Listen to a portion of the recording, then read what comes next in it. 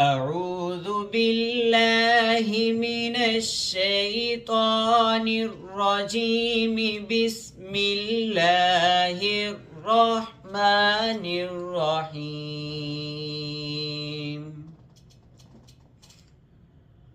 والتين والزيتون وطور سينين وهذا البلد الأمين.